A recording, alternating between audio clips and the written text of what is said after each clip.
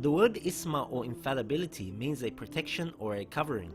It is therefore a special grace of Allah that is given to a person so that they are able to keep away from sins out of his or her own free will.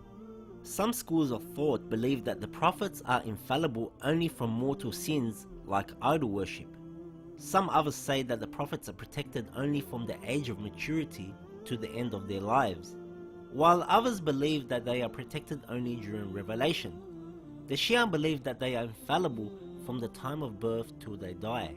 So how can we prove the prophets are infallible? First, we will prove this through the intellect. The main objective of the prophet's mission is to guide man towards the truth. If these prophets do not obey the divine instructions themselves, people will doubt the entire message. What do we mean? Imagine you find the prophet stealing at any time of his life, and then at the time of revelation they say don't steal. The people will never accept this. This will water down the whole message and no one will believe him. You will not know if he was telling the truth or not. This simple proof, along with Allah subhanahu wa ta'ala's wisdom and power, dictates the message must be pure. Second, we will prove this through traditions.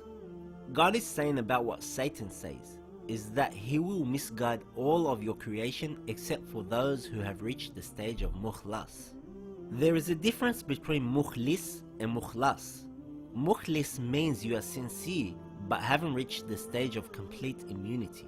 Mukhlas is where you have been purified by God for the sake of God. This means when someone becomes a Mukhlas, Satan's influences cannot disturb you or enter that protection you have. That is Ismah and infallibility. Another example is that Allah subhanahu wa ta'ala in so many places in the Holy Quran has made and ordered unconditional obedience to the Prophet. The Holy Quran states, "We did not send any messenger but to be obeyed by Allah's leave." He did not say to be obeyed only in the messages of a book. He did not say to be obeyed only by preaching. Rather, in all areas of their lives they must be obeyed.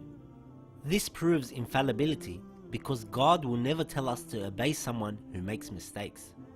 And another proof, when God told Nabi Ibrahim alayhi salam that he was appointing him as an imam, Nabi Ibrahim alayhi salam asked if his children will also be made imam. God replied that the wrongdoers from his descendants will never be given this honor. This proves that God only chooses those who are infallible to represent him as guides to the human race.